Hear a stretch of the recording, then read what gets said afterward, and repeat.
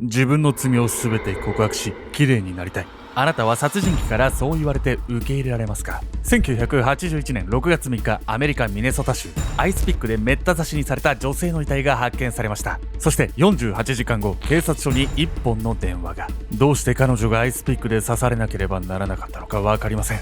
私はそのことについてとても怒っているんです。電話の男はまるで子供の泣き声のような甲高い声でした。最初はいたずらだと考えていた捜査官たちでしたが、あることに気づいて背筋が凍りついたんです。警察は凶器の情報が報道されないように規制していました。それにもかかわらず電話の男は確かに言ったんです。アイスピックで刺されたと。多くの人々を恐怖に陥れた VP ボイスドキラー。彼が殺人を犯すたび警察に電話をかけるその理由とは。そこには殺人鬼の持つもう一つの顔があったんです。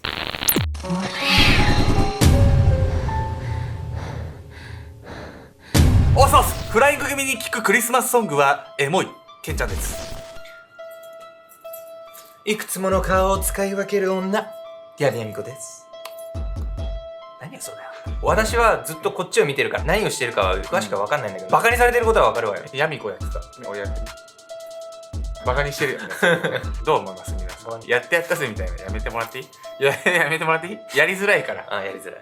本日皆様にご紹介するのは VP ボイスドキラーと呼ばれた殺人鬼ポール・マイケル・ステファニーについてなんです。カタカナ習いすぎ。なんでだ？ポール・マイケル・ステファニー。なんでその仲良し3人組みたいな。みたいなね。その前の VP なんたらこうたらもう意味わかんないんだけど。VP ボイスドキラー。VP ボイスドキラー。改めて聞いてもわかんない。英語ですよ。本当はね、泣きたいのは加害者じゃなくて被害者の方なんですけど、ステファニーは実際に犯行後に電話をかけてね、泣いていたんです。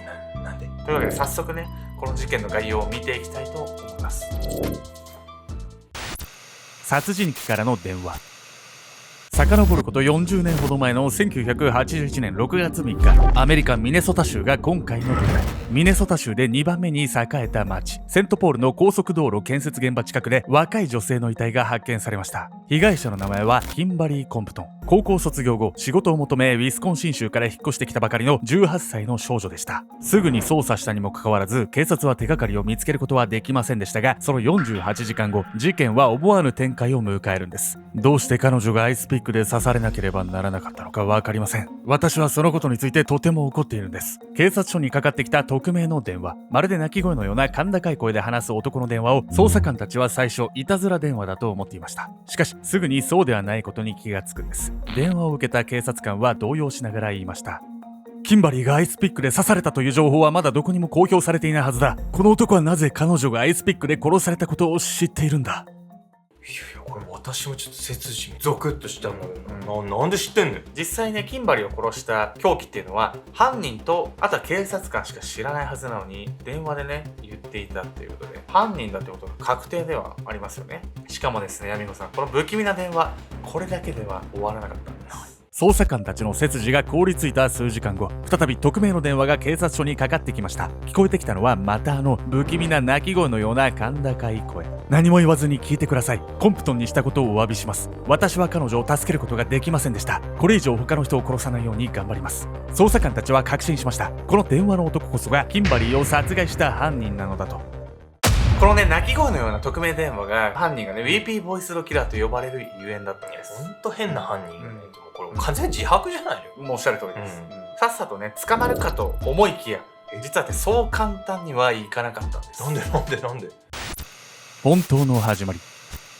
犯人が電話で自白した。しかし自首したわけではありません。現場から犯人逮捕につながる手がかりは見つけられず、捜査は手詰まり状態にありました。そのため捜査官たちは唯一の手がかりである匿名電話に焦点を当てることにしました。捜査官はあることに気がつくんです。間違いない。この声、キンバリーを殺した犯人と同じ泣き声だ。キンバリー殺害の5ヶ月前、1981年1月1日午前3時、警察署に泣き声のような甲高い声で助けを求める匿名電話が入りました。警察の分隊と救急車をすぐにマルムバーグ製造会社に送ってください。この通報を受けて現場に駆けつけた警察は雪の中全裸で倒れている女性を発見しました。被害者は20歳の大学生カレン・ポンタック。彼女は首と頭を殴打されており、発見された時には脳を露出させていたそうなんです。しかし発見が早かったおかげか、なんと奇跡的に彼女は生きていたんです。女性なかけるなんてほんとありえないよ。全裸だし、しかもカレンさんがさ生きてたんだったらもうそのカレンさんから証言取ってすぐ捕まえられるでしょこれ。実はですね、カレンさんはね、暴行を受けた時に脳に損傷をね、うん起こしてしまって、うん、その時の記憶がね、飛んでたんですよ。当初匿名の電話はたまたま全裸で倒れている女性を発見した無関係な人からの通報だと処理されていました。しかしキンバリー事件が発生したことにより、この匿名電話の男は善意の通報者ではなく凶悪犯VPボイズドキラーとして読みづれな認識されることになったんです。警察はすぐにこの電話の一部をメディアに公表し、有力情報を求めました。しかし情報を公開してからは殺人鬼 VP ボイズドキラーからの連絡は途絶えてしまったんです。せっかく手がかり手に入ったって思ったのにさ、自分で殺しておいて泣きながら警察に電話するとかも挑発してるとしか思えないわよ。警察もね、そう思ってたんでしょうね。うんその膨大な量のね、電話の中からね、うんこの証拠になるものをこう見つけるっていうのは、とんでもない警察のね、犯人に対する執念、執着を感じますよね。でもこれその後結局電話かかってこなかったんでしょ。実はですね、なんとうん1年後に VP ボイスドキラーから再び電話がかかってくるんです。まさか。殺人鬼からの電話。VP ボイズドキラーの最後の電話から約1年後の1982年8月6日、ミネソタ州第一の都市ミネアポリスのミシシッピ川のほとりで新聞配達員が女性の死体を発見。被害者はバーバラ・シモンズという名前の40歳の女性。シモンズの死体は殴打され、その上全身を刺されていたんです。その2日後、警察の電話のコール音が鳴り響きます。あの女を殺してごめんなさい。私は彼女を40回刺しました。私はもっと多くの人を殺しました。私は決して天国にはたどり着けないでしょう。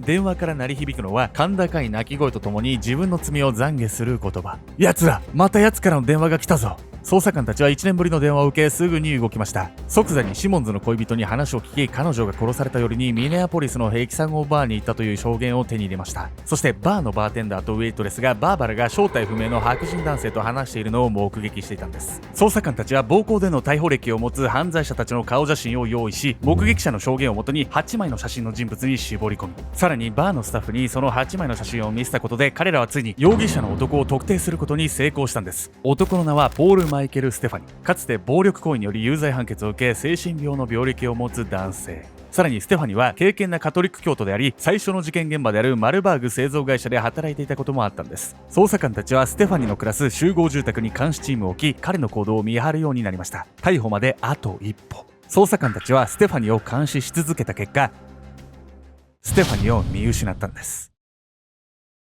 珍しく警察有能じゃんって思ってたのに、アルゴメトリーの警察にしてはまあ有能かな。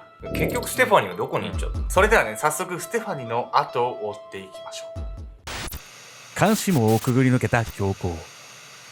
1982年8月21日、ステファニーは街の歓楽街に繰り出し、デニス・ウィリアムズという21歳の売春婦をアパートに呼びつけ、一夜の行為にふけっていました。もう遅いから自宅まで送っていくよ。ステファニーの提案に最初は快くうなずいたデニス。しかしステファニーが近道だからと言って人気のない暗い道を進んでいったため、徐々にいぶかしみ始めるんです。違和感を覚えたデニスはステファニーと会話をしながらも、車の中にガラス瓶があることを確認し、もしも襲われたらこれで反撃しようと心構えしていました。そして残念ながらデニスの予感は当たってしまうんです。ミネアポリス東部の人気のない道路の脇に車を止めたステファニーは小物入れからドライバーを取り出し、デニスの腹部に刺したんです。強烈な痛みに意識を失いかけたデニスでしたが、とっさに空き瓶を手に取り、ステファニーの頭を思いっきり殴打。なんとかドアを開けることはできたものの、ステファニーが追いかけてきて、デニスは最終的に12回も刺されたんです。デニスの悲鳴を聞きつけた男性がその場に駆けつけ、ステファニーはその場から逃走。男性からの通報を受けて駆けつけた警察官が、男性の証言によりデニスを刺したのがステファニーだと特定。すぐさまステファニーの足取りをつかむため捜査を開始しようとしたその時、事態は意外な展開を迎えるんです。警察に一本の電話がかかってきます。救急車を呼んでくれ。殴られて出血しているんです。なんと電話をかけてきたのはステファニー本人。本来犯人が警察に助けを求めるなんていうのはありえないんですが、デニスの反撃により大怪我を負っていたステファニーは警察に自分で助けを求める電話をかけてきたんです。まあでも、こう言ったら失礼なんだけどさ、すっごい間抜けじゃん。間抜けだね。間抜けだね、こいつ。頭のね、傷っていうのは、傷の大きさ以上に出血すると言いますからね。わお！失礼？全然いいですよ。うん。忘れちゃった。頭のね、傷以上に出血するんですよ。ああ、思い出した。わーおってなっちゃったね。確かにね、逮捕はされたんですけど、事件はね、これで終わりではなかったんです。裁判では警察にかかってきた匿名電話がステファニのものであるか否かが争点となりました。証人にはステファニの妹が呼ばれ、電話の声はステファニ自身のものだと特定されました。その結果、ステファニはデニス・ウィリアムズへの殺人未遂により18年、さらにバーバラ・シモンズの殺人罪により40年の刑を宣告されました。しかし、それ以外の殺人未遂事件はステファニ自身の犯行だと裏付けることができず、罪に問われることはありませんでした。なんか釈然としたよね。ほんと一応捕まりはしたんだけど、2件分は罪に問えてないわけでしょ。証拠になるのが電話しかなかったんでね、BP ボイスローキラーとされる証拠としては弱かったんですよ。だとしたらもうこの2件は迷宮入りっていう話でしょ。だがしかしバッとこの裁判からね10年後、事件は急展開を迎えるんです。獄中からの告白。裁判から10年以上経った1997年、ステファニは法執行機関へ連絡を取り、こう告げたんです。私が犯した全ての罪について告白したい。その見返りとして彼が求めたのは母親の墓石の写真。BP ボーイズローキラーが起こしたと言われている暴行と殺人は全て私が起こしたものだ。母親の墓石の写真を受け取ったステファニはゆっくりと語り始めたんです。さらに BP ボーイズローキラーの犯行だと思われていなかったもう一人の女性の殺害についても自供しました。ステファニはもう一人の女性の名前は覚えていなかったんですが、殺害した時の状況は細かに覚えていたため、彼の証言をもとに調査を開始。そして数日後、証言に合致する遺体として1982年7月21日に浴槽で死亡していた33歳の学校教師キャスリーン・グリーニングが候補に上がりました。ステファニは犯人だけが知り得るであろう情報を洗いざらい話し、キャスリーンのアパートの詳細な間取りについても語ってみせたんです。さらにキャスリーンの所持品のメモにはステファニの電話番号が書かれていました。裁判が終わってまだ10年でしょ。なん突然自供なんかするの。警察にかけた電話自体もね、一種こう自白っぽいところあるんですけど、犯人はね、告解をしてたんじゃないかって言われてるんですね。告解というわけで本日のメトラキーワード、告解について。告解とは簡単に言うと、犯した罪の許しを得るための告白のことなんです。キリスト教のいくつかの宗派で行われており、神の前で罪の告白を行うことで許しを得るんです。よく映画でも教会などで罪を告白するシーンが描かれることがあると思います。ステファニは自分が犯した罪を神の前で告白することができず、教会に足を運んでは涙を流していたんです。そして許しを得られない重さに耐えかね、警察に泣きながら電話をかけたのかもしれません。罪の告白をすることで罪悪感から逃れようとしていたのかもしれないんです。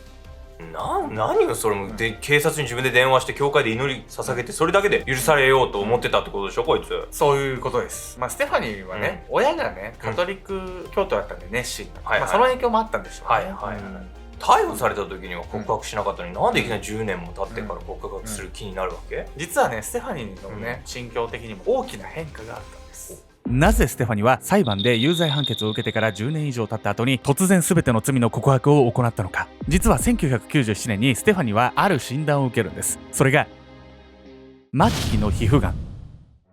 自分の死を悟ったステファニは母の言葉を思い出します。母はいつも私に言っていたんです。何かがあなたを傷つけたら神のもとへ行きなさいと。厳格なカトリック教徒だった母。このままでは母の教えに背くことになると思ったのかもしれません。私はもう長くない。だからこそ自分の罪を全て告白し、綺麗になりたい。ちょっと都合いいですけどね、これも。罪の告白をする代わりにステファニーが求めたのは母親の墓石の写真。3人の女性を殺害し、2人の女性を傷つけた連続殺人鬼 BP ボーイズローキラー。もちろん彼が犯した犯罪は許されるものではありません。なぜ彼は罪の意識を持ちながらあれほど残虐な事件を起こしたのか。ステファニーは罪の告白をする中でこんなことを言っていたんです。私の頭の中には声が響くんです。ポール、殺す時が来たという声が。私はその声に抗うことができませんでした。私は殺人事件を起こした後、教会に行って一番後ろの席に座って泣いていました。事件を起こした後、ステファニーが警察に電話をしていた理由。それは警察への挑発や自己顕示欲のためではなく、内なる声に抗うことができず、罪を犯してしまったことに対する懺悔のためだったんです。内なる声に抗えず、罪を犯しては母の教えに従って罪を懺悔する。それは彼自身が苦しみから逃れるための悲しい手段だったのかもしれません。